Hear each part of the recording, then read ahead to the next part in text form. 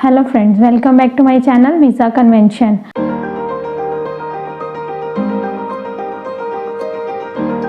आज की वीडियो में हम डिस्कस करेंगे Canada study visa refusal reasons के बारे में। तो फ्रेंड्स, आज की वीडियो आपके लिए काफ़ी इन्फॉर्मेटिव होने वाली है, तो वीडियो को एंड तक जरूर देखना। नंबर 1 पे हम बात करते हैं एकेडमिक स्कोर। जब भी आप आपकी हायर एजुकेशन के लिए अब्रॉड जाना चाहते हैं और आपके एकेडमिक स्कोर 50% से कम है तो उस केस में आपका वीज़ा रिफ्यूज़ हो सकता है। तो यह एक बहुत बड़ा रीज़न है वीज़ा रिफ्यूज़ल का। इसके साथ ही अगर आपके इंडिविजुअल स्कोर भी 50% से कम है तो भी आपका वीज़ा रिफ्यूज़ हो सकता है।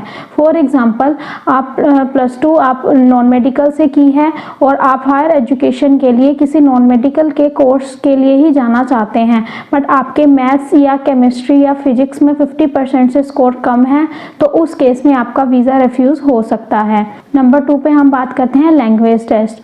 अब अगर आप एसडीएस कैटेगरी में फ़ाइल लगाना चाहते हैं तो उस केस में आपके ईच 6 बैंड स्कोर की रिक्वायरमेंट है। अगर आप 5.5 बैंड स्कोर पे फ़ाइल लगाते हैं तो उस केस में आपका वीज़ा रिफ्यूज़ हो सकता है। इसके साथ ही अगर आप नॉन एसडीएस केस में फ़ाइल लगाते हो तो अगर आपके बैंड स्कोर किसी एक मॉड्यूल में 5.5 स्कोर है तो भी आप फ़ाइल लगा सकते हैं, बट 5.5 स्कोर पे अगर आप फ़ाइल लगाते हैं तो यह भी एक वीज़ा रिफ्यूज़ल का रीज़न हो सकता है। इसके साथ ही अगर आपने कोई और लैंग्वेज टेस्ट किया हुआ यानी कि पीटी, टफल, ड्यूलिंगो, तो उस केस में भी आपके जो बैंड स्कोर है वो ईच 6 के इक्वल होने चाहिए। अगर ईच 6 से कम है तो यह भी एक वीज़ा रिफ्यूज़ल का रीज़न हो सकता है। नंबर 3 पे अब हम बात करते हैं फेक इंफॉर्मेशन। अगर आप एम्बेसी से या वीज़ा ऑफिसर से किसी भी प्रकार की कोई भी इंफॉर्मेशन हाइड करते हैं तो यह भी एक बहुत बड़ा रीज़न हो सकता है वीज़ा रिफ्यूज़ल का। फॉर एग्जाम्पल, यदि कोई पर्सन अब्रॉड स्टडी वीज़ा के लिए जाना चाहता है बट उसने अपनी पास्ट हिस्ट्री एम्बेसी से या वीज़ा ऑफिसर से हाइड की है कि वह पास्ट में किसी और कंट्री से ट्रैवल वीज़ा या फिर स्टडी वीज़ा से रिफ्यूज्ड है, तो यह भी एक बहुत बड़ा रीज़न हो सकता है वीज़ा रिफ्यूज़ल का। नेक्स्ट पॉइंट में हम बात करते हैं फेक डॉक्यूमेंट्स। जब भी आप कनाडा स्टडी वीज़ा के लिए अप्लाई करते हो और आप फेक डिप्लोमा या फेक एक्सपीरियंस लगाते हो तो यह भी एक रीज़न हो सकता है रिफ्यूज़ल का। फॉर एग्जांपल, आपने जो भी डिप्लोमा सर्टिफिकेट लगाया है वह इंडियन गवर्नमेंट के रिकॉर्ड में ही नहीं है, तो इस कारण आपका रिफ्यूज़ल आ सकता है। इसके साथ ही जो भी आप एक्सपीरियंस सर्टिफिकेट लगा रहे हो वह एक्सपीरियंस सर्टिफिकेट किसी रजिस्टर्ड फर्म से नहीं है, यानी कि यह कंपनी इंडियन गवर्नमेंट के रिकॉर्ड में ही नहीं है। तो फ्रेंड्स, यह भी एक वीज़ा रिफ्यूज़ल का रीज़न हो सकता है। नेक्स्ट हम बात करते हैं कोर्स रेलिवेंसी की। तो कोर्स रेलिवेंसी भी एक बहुत बड़ा रीज़न हो सकता है रिफ्यूज़ल का, क्योंकि अगर आप यह जस्टिफाई नहीं करेंगे कि जो भी आपकी पास्ट एजुकेशन है और आपकी हायर एजुकेशन है वो किस प्रकार आपस में रिलेट करते हैं, आप आपकी जो हायर एजुकेशन करने जा रहे हैं उससे क्या क्या स्किल्स एनहेंस करेंगे, इस कोर्स से आपको क्या क्या फ्यूचर्स में बेनिफिट मिलेंगे, तो आपको एम्बेसी को यह भी जस्टिफाई करना होगा कि जो भी आपका फ्यूचर कोर्स है वो किस प्रकार आपकी प्रीवियस स्टडी से रिलेट करता है। नेक्स्ट जो पॉइंट है वो है गैप जस्टिफिकेशन। आपको एम्बेसी को आपकी जो गैप जस्टिफिकेशन है वो बहुत अच्छे से देनी होगी।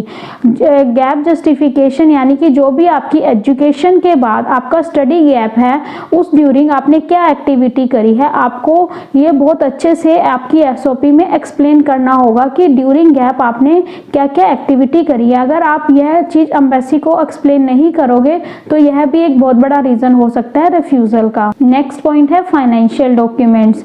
फाइनेंशियल डॉक्यूमेंट्स, जो भी पर्सन आपको स्पॉन्सर कर रहा है यानी कि आपकी फैमिली में आपके फादर, मदर, आपके ब्रदर या सिस्टर, जो भी आपको स्पॉन्सर कर रहा है आपको उनकी फाइनेंशियल डिटेल देनी होगी। ये फाइनेंशियल डिटेल आपस में मैच भी करनी चाहिए, यानी कि जो भी आप उनकी bank statement, bank balance certificate, ITR, जे फॉर्म या फॉर्म 16, जो भी फाइनेंशियल डॉक्यूमेंट्स आप अटैच कर रहे हैं ये सब कुछ आपस में मैच करने चाहिए। अगर ये डिटेल्स आपस में मिसमैच करती हैं तो भी आपका वीज़ा रिफ्यूज़ हो सकता है। नेक्स्ट जो पॉइंट है वो है एसओपी। एसओपी में आपने सब कुछ बहुत अच्छे से मेंशन करना है। अगर आप एसओपी में अच्छे से जस्टिफिकेशन नहीं दोगे तो यह भी एक रीज़न हो सकता है रिफ्यूज़ल का। एसओपी में आपको आपकी प्रीवियस स्टडी, आपके फ्यूचर गोल्स, आपकी कोर्स रेलिवेंसी, आपने ये कंट्री क्यों चूज़ की है, आपने यह कोर्स क्यों चूज़ किया, ये सब कुछ आपको डिटेल में और ऑर्डर वाइज बताना होगा। अगर आप इन सब पॉइंट्स को ऑर्डर में नहीं लिखते हैं तो भी आपका वीज़ा रिफ्यूज हो सकता है। एसओपी के बारे में मैंने एक कंप्लीट वीडियो बनाई है, उसका लिंक मैं आपको डिस्क्रिप्शन बॉक्स में प्रोवाइड करूंगी, वहां से आप जाके देख सकते हो एसओपी कैसी होनी चाहिए। तो फ्रेंड्स, ये थे कुछ रीजंस जिनके कारण आपका कनाडा स्टडी वीज़ा रिफ्यूज हो सकता है। तो फ्रेंड्स, आई होप आपको आज की मेरी वीडियो इन्फॉर्मेटिव लगी होगी। अगर आपको मेरी वीडियो इन्फॉर्मेटिव लगी है तो मेरे चैनल को जरूर सब्सक्राइब करें, वीडियो को लाइक करें, शेयर करें और बेल आइकन को प्रेस करें, ताकि आपको इसी प्रकार की इन्फॉर्मेटिव वीडियोस की नोटिफिकेशन टाइम टू टाइम मिलती रहे। इसके साथ ही अगर आपकी वीज़ा रिलेटेड किसी भी प्रकार की क्वेरी है तो आप मुझे कमेंट बॉक्स में कमेंट करके पूछ सकते हैं, और इसके साथ ही स्क्रीन पर दिए गए सोशल मीडिया प्लेटफॉर्म से भी कांटेक्ट कर सकते हैं। Thank you friends.